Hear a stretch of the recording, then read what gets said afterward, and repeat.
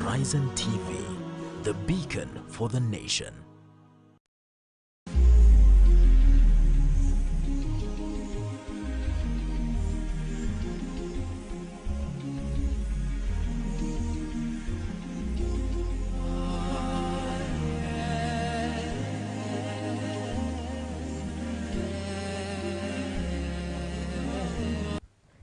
Assalamu alaikum and thank you for tuning in. You're watching Live Real Talk. My name is Sumaya Hussein. I'll be sitting in for Faisal Qasim. Today we're going to be discussing the state of the economy in Kenya. And just to give you an overview of where we're at, we're looking at heavy debt burden, we're looking at inflation, we're looking at high cost of living, we're looking at loss of jobs, we're also looking at depreciation of the Kenyan shillings, or rather fluctuating here and there. And remember, all this is against the backdrop of the COVID-19 pandemic, which worsened the already existing economic crisis in the country. So today we're going to talk about how exactly we got into this crisis and how we're going to get out of it. And joining me in studio today is former Mandera Senator Honorable Billow Kerrow, an economist and also the former chair of the Senate Finance Committee. Assalamu alaikum, Heshman. Thank you so much for making time for us. Alaikum salam wa rahmatullahi wa barakatuh. Thank you. All right, we're just gonna jump straight into the interview, and I'll start by asking, Heshmia, what do you think caused the economic crisis that we're looking at right now? Bismillah. I think generally the responsibility of managing the economy in general is the responsibility of the governments.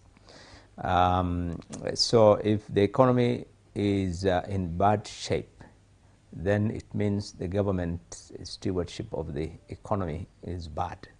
I think in our case from 2017, after the elections, the management of the economy has been pretty bad, and even before that, I think we were on a wrong trajectory that was responsible for the poor state of the economy. And of course, pandemic that started around this time last year made the matters worse. So I think that, in my view, really it's more of the government's handling of the economy. I think that's where the issue is, because even before the pandemic, that problem, Kenyans have been complaining about the poor state of the economy. There's no money, no jobs. Earnings are down, everyone is complaining. So the situation has not been better even before the start of the pandemic. Mm-hmm. Very true. And speaking of government management, recently we've been seeing the government taking very many loans and causing us to get into a heavy debt burden. We're looking at maybe over 7 trillion. So do you mind explaining or mentioning some of the negative effects this heavy debt burden is going to have, both long-term and short-term, on the economy? Mm-hmm. The debt comes as a result of the government's attempt or failure to balance its expenditures with its revenue. Because that's basically what the government is supposed to do. It's supposed to spend the taxpayers' money. So taxpayers, who are the citizens of the country, in this case Kenyans, would pay taxes to the government, and the government should use that tax to run its programs.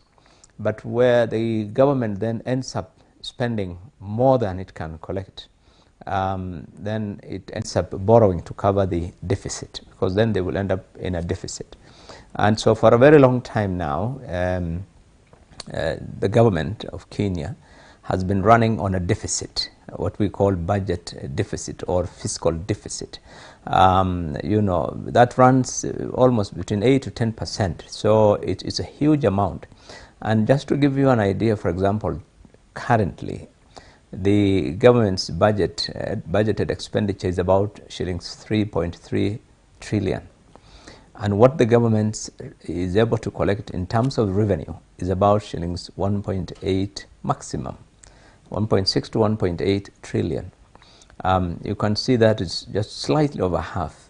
And so the balance of the money, the government can only raise it through borrowing. And so this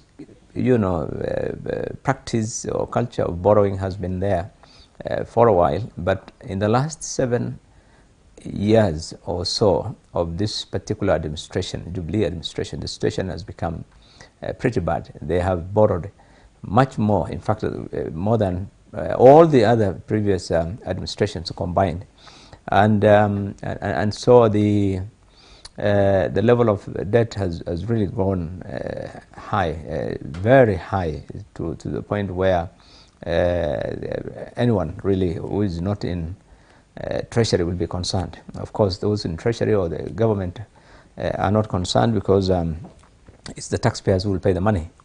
If there's any default, if there's any problem with the debt, they know it's you who's going to pay the money. So basically, I think the most important thing to note is that governments are supposed to spend taxpayers' money. There is no other source of money they can spend. And we, as government, they should not, unless it's absolutely necessary, really live beyond its means. It's just like an individual. You spend, if you start living beyond your means, sooner or later you will get into a situation where you become, bankrupt, and your properties or assets get, mortgaged, sold or whatever to recover the money that you have borrowed. And so governments also get into the same situation. They borrow to the point where the debt becomes unsustainable. They cannot service it. The level of revenue that you have is not enough to pay the debt and to also provide for your operations. And this is the situation we are in today. I've just mentioned that in a situation where our revenues are about 1.8, maximum 1.6, 1.8 trillion, and we have an expenditure target of 3.3 trillion, clearly we are going to spend well over a trillion. This year, in fact, for the first time in the history of this country, this year, 2021, this administration has to pay 1 trillion shillings to service debt. It's the highest that has ever been paid by our government. So if we collect 1.8 trillion shillings this year, 1 trillion will be spent to service debt straight away. Now, the amount of money that remains is not going to be enough to cover even the operations of the government. It will be barely enough to cover even just the salaries or the wage bill of the government. So that means then, other operations of the government may not get financed. Development projects will not get financed. Remittances they send to the counties will not get financed. And so what will the government do? What the government will do is what they're already doing. They are taking more loans to pay the maturing loans. So it is a situation which we say in economics, we are in a debt trap. In other words, you have to borrow to pay a debt which is maturing. Unachukua loan kulipa loan ingine. This is the situation that we find ourselves in. So was it necessary for the government to borrow all this? This is something that Kenyans really should ask themselves. The law is very clear, the Constitution. The government can only borrow amounts or to the extent that is approved by Parliament, in this case the National Assembly, according to the Constitution. And so Parliament sets a limit, that the government can borrow, and individual, loans, whatever, must be approved or ratified or, by Parliament. So the way things work is that in a situation where Parliament becomes largely subservient to the executive, then the executive does what it wants. So the government has been borrowing money, and Parliament has, given them a blank check to do as they want over the last, 7 years or so, and particularly the National Assembly over the last 7 years or so. So the government has been borrowing, as it is doing now. In fact, now, only last year they increased the debt limit to a maximum of 9 trillion. Today soon they are going to submit again another application to raise it maybe to as much as even 12 trillion. And Parliament, if I heard the majority leader speaking early this week or last week, says we have no problem even raising it to 20 trillion. And so this is the thing. This is, unfortunately, some of the people in government do not appreciate the risks attached to the high borrowing, because what happens is that you will not be able to service this debt, and other expenditures of the government will suffer as a result. And so soon the country may default. We have seen other countries in Africa that have defaulted. In other words, they have failed to meet their obligations. When the loan is due and you have not paid, then you default. And if you default, the consequences are very, very high. You know, that you will not borrow again from most of the international institutions. Investments will not be coming in. If at all you are going to borrow from banks or whatever, it's going to be at a very high premium, and so forth. There are a lot of risks attached to this. So yes, we are in a serious situation where the you know, the economy is in Kenya has been reduced to just borrow and spend on projects which cannot be explained. If you look at the amount of money borrowed by this government in the last 7 years, it's about 7 trillion. But when you look at where that money has been spent, you cannot, if you are told to itemize development projects, because they always argue that the money has been borrowed for development. And if we were to challenge the government to provide a list of development projects that add up to the 7 trillion shillings, they would not be able to prove that. So the money is being used for consumption. It's being used to pay salaries. It's being used to run governments. But when it's being borrowed, it's borrowed to finance development. And unfortunately, this is you know, this is the situation in which we find ourselves in this country. We are heavily indebted, and our situation is not pretty good. Mheshimiwa, I like that you mentioned we take more loans to repay already existing debts. So I'd like to ask, would it have made a difference if the government decided to take loans from domestic markets instead of foreign markets? Well, debt is a debt. It doesn't make an awful lot of difference where you borrow from. But of course, the foreign debts are denominated in foreign currency, in dollars or pounds or whatever, you know, in euros. And so the risk when the shilling depreciates is that you're going to add much more. For example, even now, 50% of our debt is foreign and 50% is domestic. So every time the shilling goes down by 1, you know, is devalued by 1 shilling to the dollar, you know, it adds an extra 20-30 billion shillings to the loan. So it's quite significant impact in terms of the, particularly when our currency, like for example, January last year, Kenya shilling was trading at 100, 101. January this year, it is at 109, 110. You know, 10% depreciation. That's a huge amount of money that we lose in terms of the additional obligations that we have to pay because of the currency. Now, the borrowing domestically also has its own risks because you are going to crowd out the private sector. If every time the government is out there in the banks collecting loans through treasury bills or treasury bonds or whatever instruments they use to borrow from banks, then banks would find it easier to lend to government because loans given to government are risk-free. You know, and banks treat it as a premium because what happens is these are sovereign loans and it's guaranteed. The governments cannot default on their loans. If you lend to somebody, an SME, a Jokali, or to my business, I might fail or default in the loan. But so the banks would always give a priority to a government loan.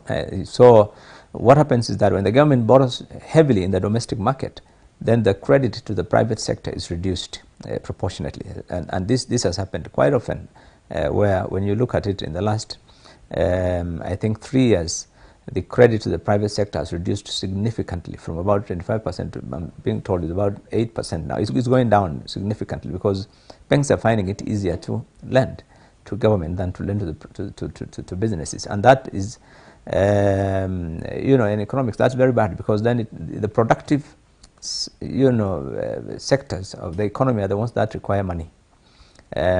Businesses, farmers, you know, manufacturers. This is where the money needs to go to. These are the people who need to be given money so that they can invest and generate incomes, generate revenues. Lending to government doesn't. The government doesn't get revenue from itself. It gets revenue largely from the businesses. So borrowing domestically has its own challenges, but this government has taken 50-50. So as we speak now, the debts are 50-50, foreign and 50. Yeah. Well, it seems like we're not quite heading to the right direction, because the government is planning to borrow over 700 million just from domestic markets in this financial year alone. You're watching Live Real Talk. We're going to take a short break, but when we come back, we're going to discuss some of the strategies the government is putting in place but is simply not working. Stay tuned for that.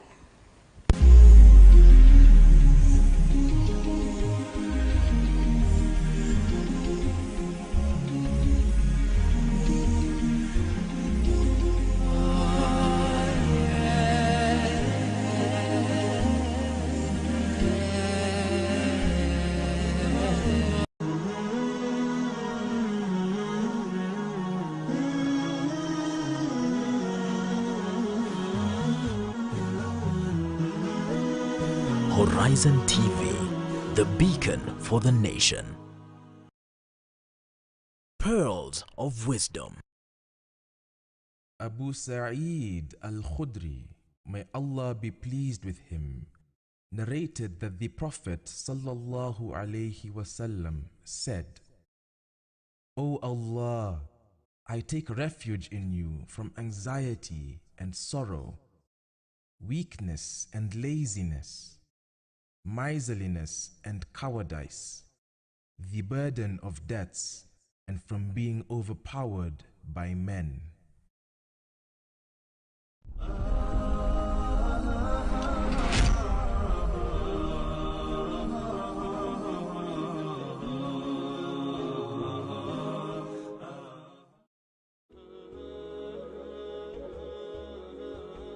بسم الله الحمد لله والثناء لله والصلاة والسلام على رسول الله أما بعد. السلام عليكم ورحمة الله وبركاته. Hadithi yetu ya wiki hii ni hadithi ya Abi Hurairah radhiyallahu anhu iliyopokewa katika Sahih Muslim. Asema Abi Hurairah radhiyallahu anhu anna Rasulullah sallallahu alayhi wasallam qala: "La taj'alu buyutakum maqabir. Inna ash-shaytana yanfiru min al-bayt alladhi tuqra'u fihi suratul Baqarah." Rawahu Muslim. Asema Bwana Mtume sallallahu alaihi wasallam, musijalie au musifanye majumba zenu kuwa kama makaburi. Bimaana makaburini watu huwa hawafanyi ibada pale, hawaswali wala hawafanyi mengine, ni kwenda kuzika na kustiri. Basi Bwana Mtume sallallahu alaihi wasallam akatupa mfano ya ibada ambayo tutakayofanya katika majumba zetu ili isiwe kama makaburi. Na unapofanya ibada hiyo, faida ni kwamba sheitani hakaribi nyumba hiyo. Akamalizia kusema, inna shaitana yanfiru min albayti, kwa hakika sheitani huikimbia nyumba, alladhi ambayo tuqra'u fihi suratul Baqarah, ndani ya hiyo nyumba husoma suratul Baqarah. Maashara almuslimin, tunaposema uisome suratul Baqarah, alqiraa la yakunu illa bitalaffuz. Qiraa haiwezi kuitwa qiraa mpaka mtu kutamka kwa ulimi, wa tahriki shafataini, kadhalika awe ni mwenye kuisoma kwa midomo yake. Kwa hivyo unapotaka sheitani asiwe katika nyumba yako, basi isome suratul Baqarah kwa ulimi wako, kadhalika kwa mdomo wako. Kwa nini? Kwa sababu hivyo ndivyo sheitani atakavyokimbia. Waweza kuwasha kaseti, kuwasha TV, ukaweka YouTube, ukaweka suratul Baqarah, lakini athari hupatikana kubwa zaidi pindi unapoisoma Qur'an hiyo na unapoisoma suratul Baqarah. Na unaposoma suratul Baqarah, ujue ya kwamba patapatikana amani katika hiyo nyumba. Na usipoisoma suratul Baqarah, basi shetani atakuja kupiga kambi ndani ya hiyo nyumba. Tuombe Allah subhanahu wa ta'ala atuwafikie na anijalie mimi na wewe tuweze kuisoma suratul Baqarah. Ahsantum wa jazakumullahu khairan.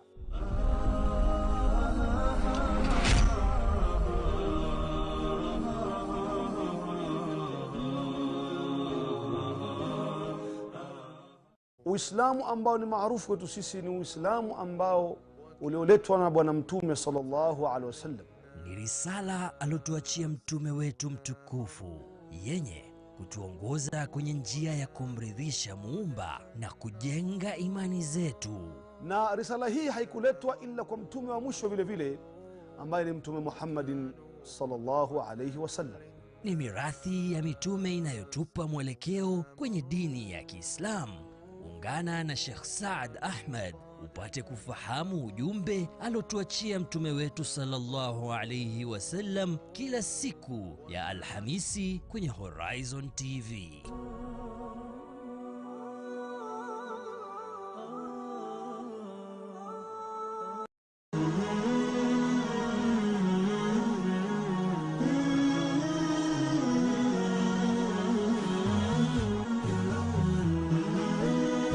Horizon TV, the beacon for the nation.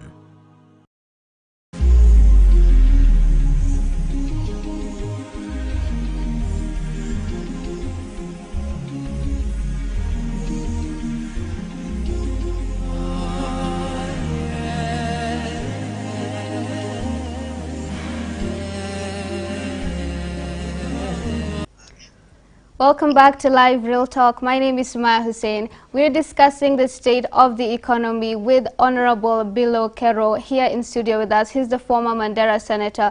Before we took a break, we looked at some of the causes of the economic crisis in the country, and now we're scrutinizing the strategies that the government is putting in place, but simply not working out. So, Mheshimiwa, do you mind pointing out what you feel is being done to stimulate the economy, but is just not providing results or working out? Okay, let me first point out what the government is doing to make the situation worse, or rather to mess up the economy. One, I think I've mentioned at length, was on the issue of debt, the huge public debt. There's no elephant in the room today in this country regarding our economy is the huge public debt, which is being taken by government ostensibly to finance, these infrastructure projects. And the government's argument has been that the more we invest in infrastructure, the SGRs, and the ports, the Lamu, and all these things, the energy projects in Olkaria and so forth, the government's argument is that the returns will be so high that there will be more revenue, there will be more jobs, there will be more incomes. But that has not happened. 7 years after we had the SGR started, and I think it started in 2013 or so, and with hundreds of billions, spent today, the SGR cannot even repay its operations. It's been making losses, just simple operations. And the objective was really in some of these investments, for example, to enhance our competitiveness in the region. For example, the cost of freight is one of the major costs in our production, in our businesses, in our manufacturing and so forth. So that if the cost of freight went down, then you would say the cost of our products would go down, and they would be competitive in the region. Similarly, if the cost of energy went down, then the cost of manufacturing, the cost of of our businesses or our products would be lower, and so we'll be competitive in the region. But nothing has happened. Despite all the billions that have been spent on energy, we still have one of the most expensive energy in the region. If you look at freight, SGR has not helped. In fact, it's more expensive to use the SGR than to use the trucks. It defeats that. So the point is that we are borrowing for purposes that have not really benefited this country. That's one.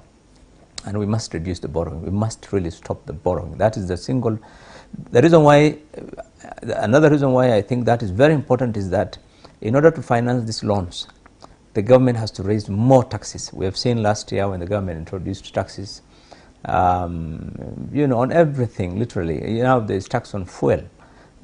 There's tax on some of the basic commodities that Kenyans use. There's so much tax being charged that today the government has started taxing businesses on their capital through what they call the minimum tax. And so the level of taxation is so high that it is making, it's making it counterproductive, really, for businesses. The government has eliminated what we call capital allowances, the incentives that are normally given to businesses to invest so that they create more jobs. All this is being done because the government has to raise money in order to service these loans. So I think they must stop these loans, and this is not the time to tax people. This is the time when the government needs to really create tax incentives. Last year, because of the COVID, they reduced some of the taxes. But COVID is worse today than it was last year. And so thousands of people, Kenyans, are still without jobs. Many businesses have been closed and are not able to generate incomes to help Kenyans.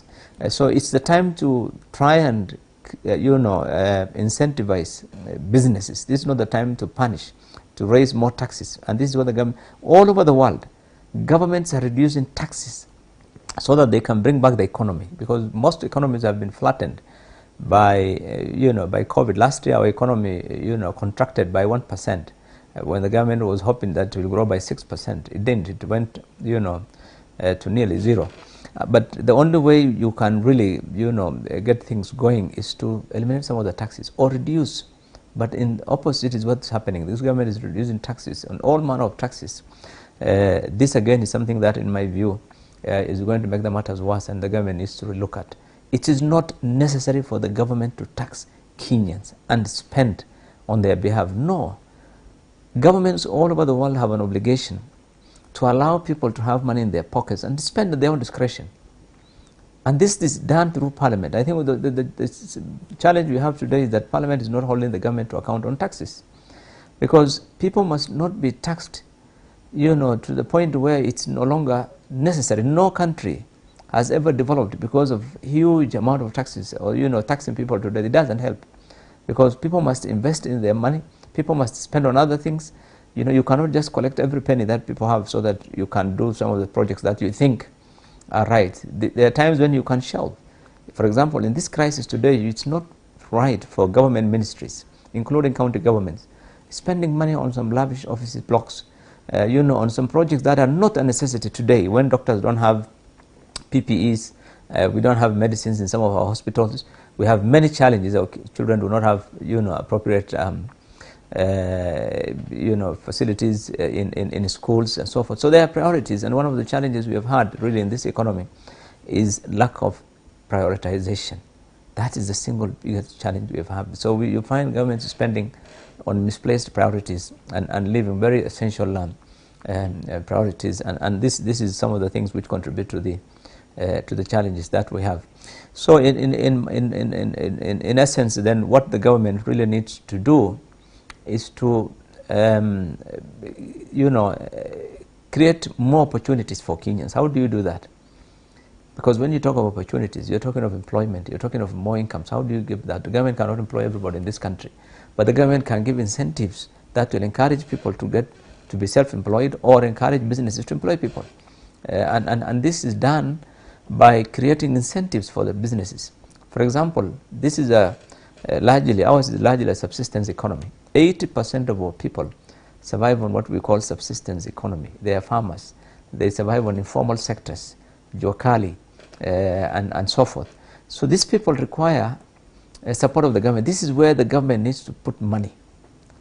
But unfortunately, the government is putting money on the other 20%, what they call the modern sector. This is the areas that the government, you see, when the government is doing an SGR, the target is that it's going to help those guys who are in those big businesses, so that they can transport their goods or things like that. But I think what the government needs to do is to put money into the hands of the people who are running the economy of this country, the subsistence economy, the informal sector, what we call the SMEs. We have heard the government say that we are going to start a credit scheme. One of the challenges in the SMEs, for example, is access to credit. If you are running your own small business, you have started your small business, you need money to buy your stocks, to buy your equipment, or to expand your businesses. There are no banks who are going to give you money. Banks will require collateral that you don't have. What happens in many countries is that the government would guarantee those SMEs loans, so that then if you fail to service your loan, then the government will pay the bank.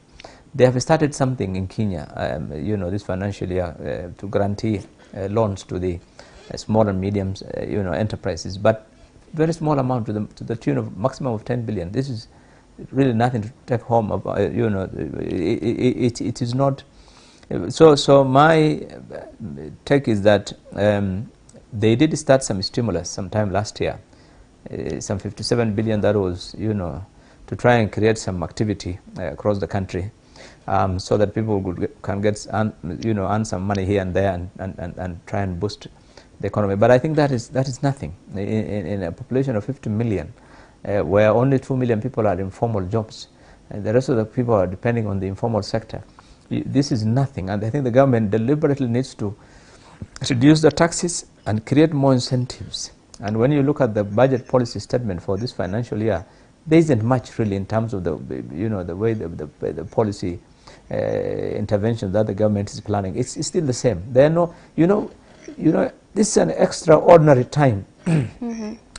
Yeah, it's not the normal times. You cannot just go by the normal way of doing things. We'll do this and the government will do this, and the same stuff that when you read what you read today in the budget policy statement this year would be probably, if you read it 4 or 5 years ago, it will be the same thing.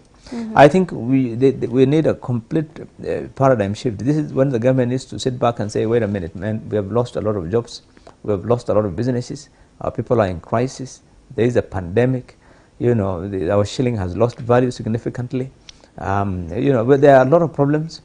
So they need to look back. Our exporters are suffering. Some of the exports industries have been affected because of the lockdowns in many parts of the world. Businesses like tourism, which are related to tourism, the entire entertainment sector, hotels, hospitality sector has collapsed because of, you've seen, if you go around Nairobi, you'll see how many hotels are shut down. If you go to the coast, is worse. So millions of people in those industries have really suffered for more than a year now, for nearly a year now.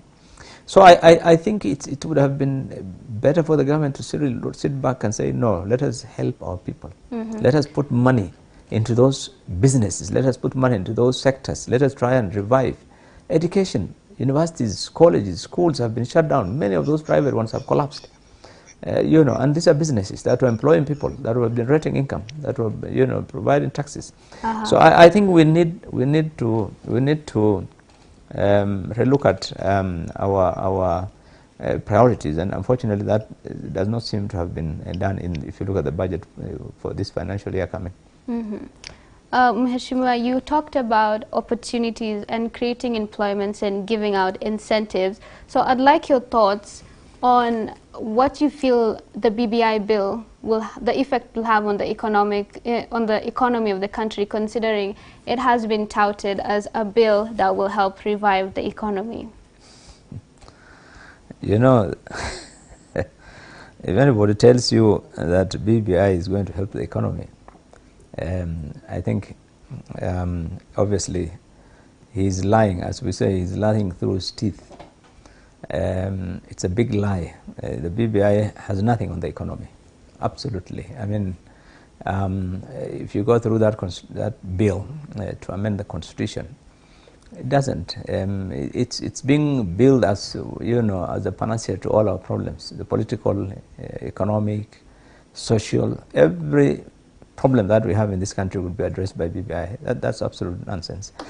It doesn't. The economy, in fact, it will make the situation worse in terms of the economy, because it's created a very large executive, creating offices of the prime ministers, office of deputy prime ministers, and expanded the executive significantly.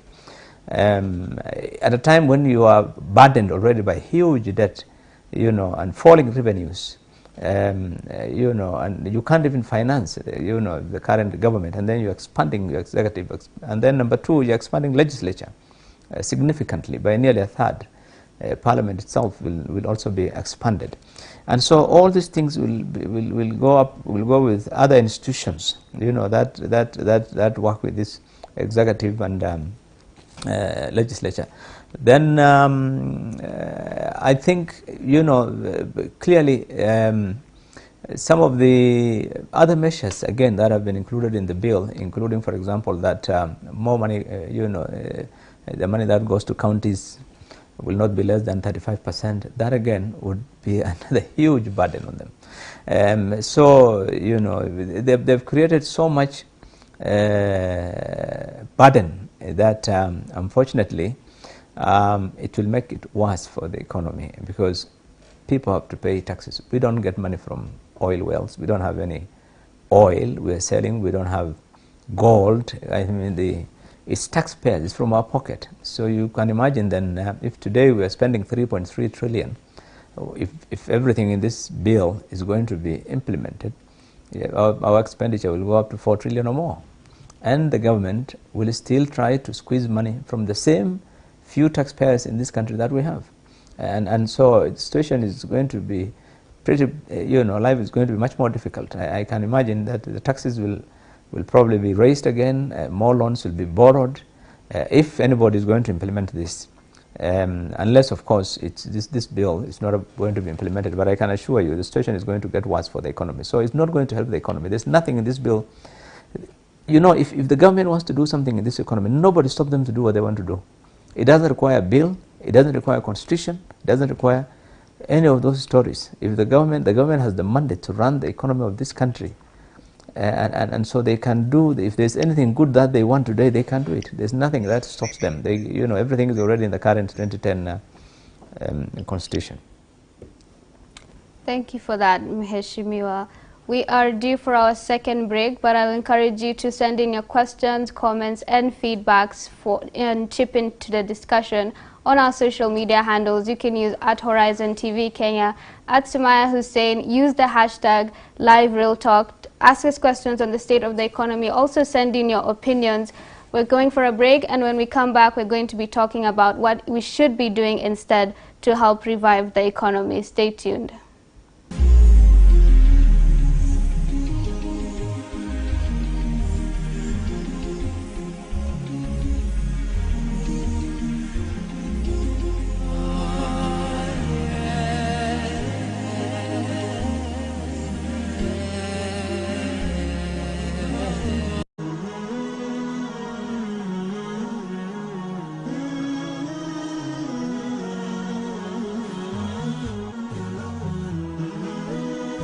Horizon TV, the beacon for the nation.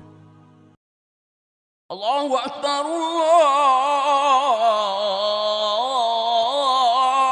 Allahu Akbar, Allahu Akbar,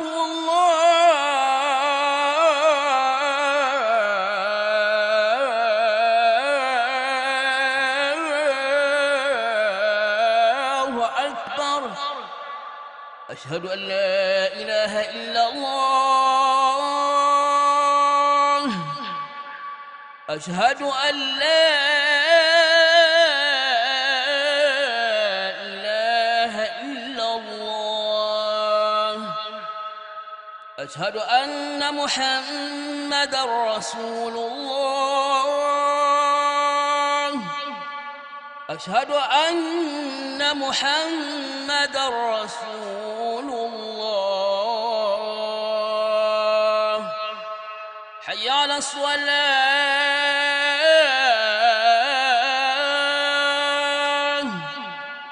حي على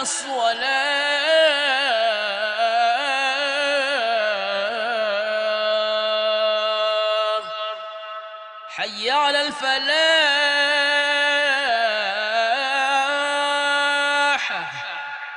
حي على الفلاح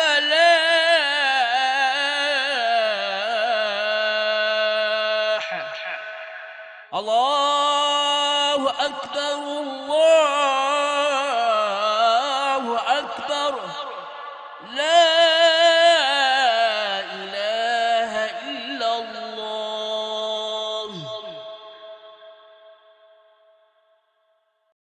Pearls of Wisdom.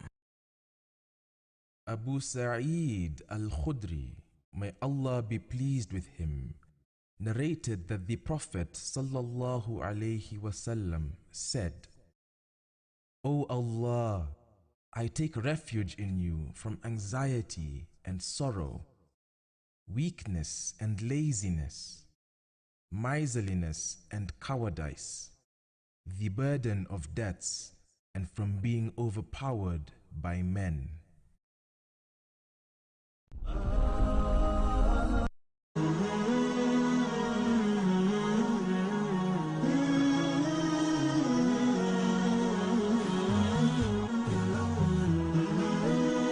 Horizon TV, the beacon for the nation.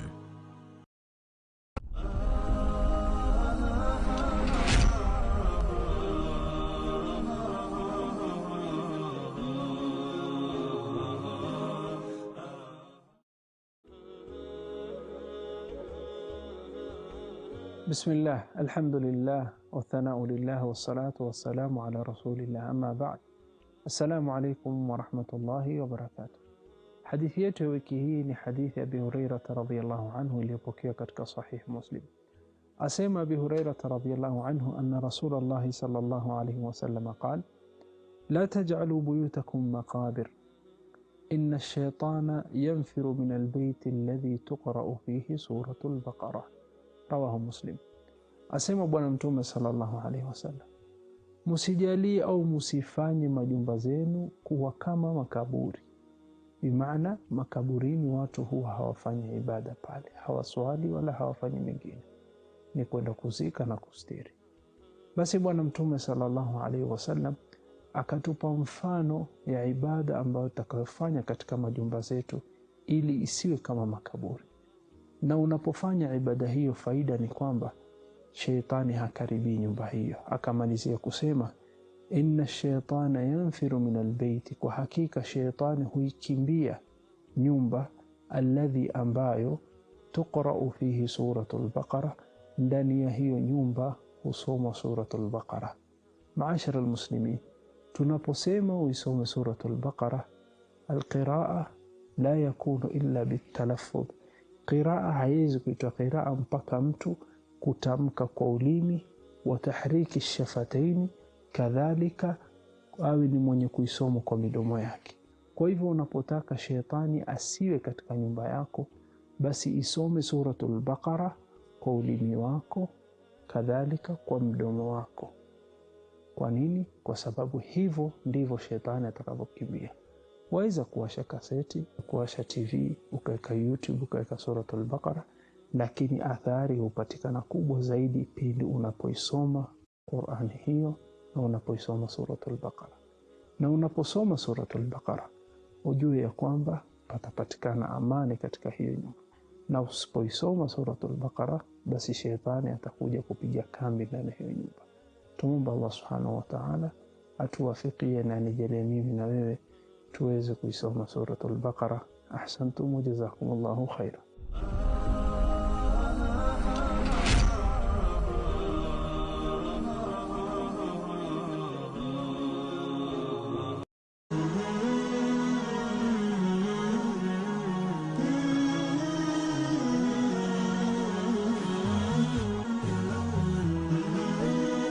Horizon TV, the beacon for the nation.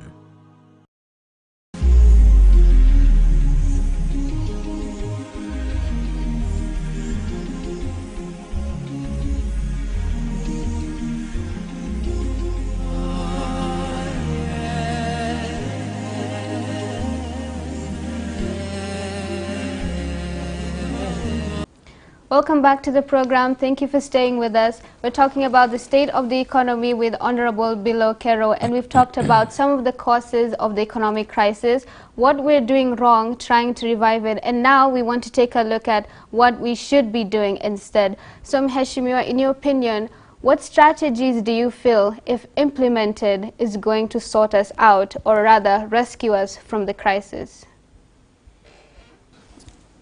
That's a very difficult situation, but to be in, and a very difficult question again.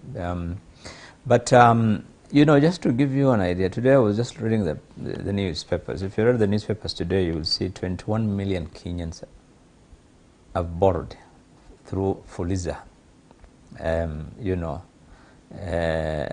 they borrowed a record 245 billion shillings.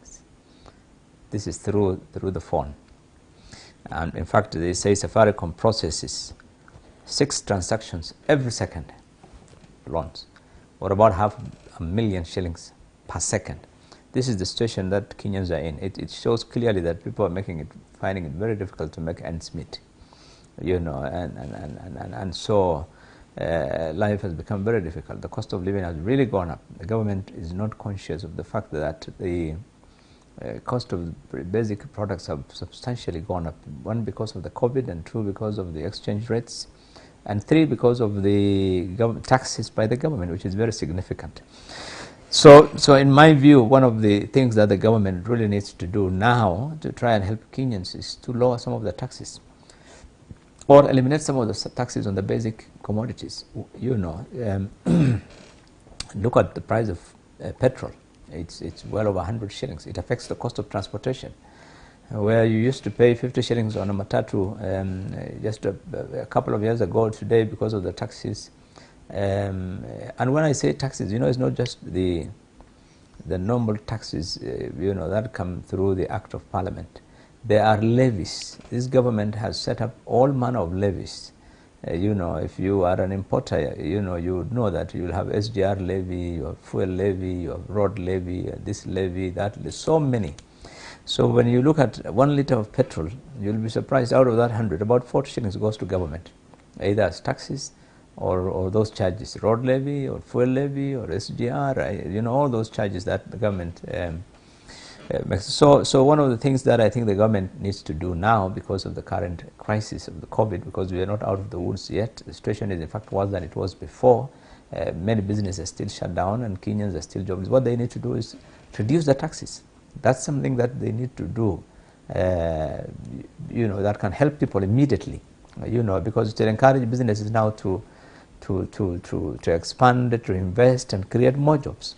So the people also have some money to spend, because the more people spend, the more it creates demand for goods and services, and so people will increase their production, people increase their output, and so more people will be hired. I think economy is about all those actions really, and so what government needs to do when the economy is bad is to try and create opportunities for expanding. Reducing taxes is one of the things. Two, I think government is also a major player in the economy in terms of the expenditures. But what we have seen is that most of the government expenditures in recent years has been on the mega projects. You know, money is going to China, money is going to big, you know, contractors. I think to the extent where that many companies that have provided goods and services to government in the last many years have not been paid. Despite all the rhetoric that the government is going to pay, you know, all its suppliers and contractors, and you know, to clear the pending bills, what they call pending bills, they haven't. They are, you know, in counties nearly 100 billion, in national government is much more than that even. I think that will also help government, because when you have a small business and you've provided goods and services to government and you have not been paid, it hurts you. It makes, actually, people have shut down their businesses because of that. So I think it's something that they need to do in order to encourage it. Thirdly, I think I've mentioned earlier that they need to create some stimulus, you know, for these SMEs, for the informal sector, provide more inputs in the agricultural sector. This is where majority of Kenyans survive, you know, and create opportunities for them by, you know, subsidizing. You know, it happens in other countries. The government, through arrangement with the banks, provides, you know, subsidized loans to farmers, subsidized loans to specific sectors of the economy, and this is through arrangement with the banks, so that the government does chip in, so that the banks can give people. Today, what you borrow, if you are an SME, a small little hair salon, the rate at which you borrow from a bank is the same as the rate at which Safaricom will borrow. It doesn't make sense. The same rates. You know, the bank will not look at the fact that you are a small business or you are a small farmer. They'll still lend to you at the same. I think that's something that they can do. The government can really to deliberately, you know, encourage banks to provide a certain percentage of all their, you know, loans and advances to specific sectors of the economy, and that becomes conditional to their license. That, you know, I think they can do that. Fourthly, I think they need to expand some of the programs that they have, which are really token, you know, the Kazi za Mitaani things, you know, this is small jobs that they are providing. I think they need to really, the government needs to expand and provide more opportunities so that as many, you know, jobless people as possible can be absorbed in this time when there is crisis, including the money that they send to the vulnerables, including the money that's, you know, they send out to people who are not, who they send through the vouchers. I think there's some money that they send is not much. They said sending to about 8 million, but the amounts can also be. So I think those are areas where the impact would be felt much more. than some of the trillions that are being spent on big infrastructure projects or other development or other government operations. Fourthly, I think the government needs to cut down on unnecessary expenditures which are not a priority, and they can do this by rationalizing some of the government ministries, some of the government departments. We have a government that lives large. You go to a government office, they live better than even the private sector offices. I think the government can rationalize, because that would then mean they'll have to reduce the amount of, it will help them to reduce the taxes and some of the money and channel the rest of the money to the areas that need. For example, one area that I think also needs priorities is the counties. Because there are 47 counties. If the government does not pay money to the counties on time, then many activities and programs and suppliers of goods and services in those counties are also impacted adversely. So they ought to also live to the obligations in law and send money to the counties. So there are many, I think, things that the government can do. But as I mentioned earlier, the elephant in the room is the huge public debt and the taxes, and these are the things that they can deal with immediately. Thank you for that, Mheshimiwa. And just before we wrap up, you touched on the COVID-19 pandemic and the effects on the economy. So right now, seeing as we have received the COVID-19 vaccines, do you think it's now time to finally lift the restrictions that have really set back our businesses? Even now they're crying for the president to lift the curfew, for example. Or can we go a bit longer with the restrictions? In my view, the only other major, the only restriction regarding COVID that is in place is the curfew that starts at 10 p.m. And in my view, which affects mostly the entertainment joints and so forth. In my view, that needs to be extended. I don't think we are out of the woods. The situation in the last few weeks has been very alarming. The number of the incidence rate is very high. The prevalence is rising very fast, and the situation is, in our neighboring countries is also getting worse. And many countries, even in Europe and so forth, are still facing challenges, even with the vaccinations that are going on, because vaccines are not an immediate antidote. That you get vaccines today and tomorrow the thing is gone. No, it will take time. Even in countries that have capacity to vaccinate all their people, it's still they still have these restrictions. So in my view, I think it would be too early, and it would be imprudent to lift the sanctions which are in place, which include the. I think we need to balance. But in my view, that is the last thing that we have, and I don't think we need to lift that, because then those entertainment facilities are the ones that create a lot of opportunities for for faster spread of the virus. So I think the government needs to wait out and see and what happens in the next few weeks, because the situation is alarming, really. All right, very valid point there, Mheshimiwa. Thank you so much. That is former Mandera Senator, who is also the former chair of the Senate Finance Committee, Honorable Billow Kerrow. Thank you so much for making time for us today. I've learned a lot from you. And we've come to the end of the program. Thank you too for staying with us. My name is Sumaya Hussein. I will see you next week, same time, same place. Have a good night and a great weekend.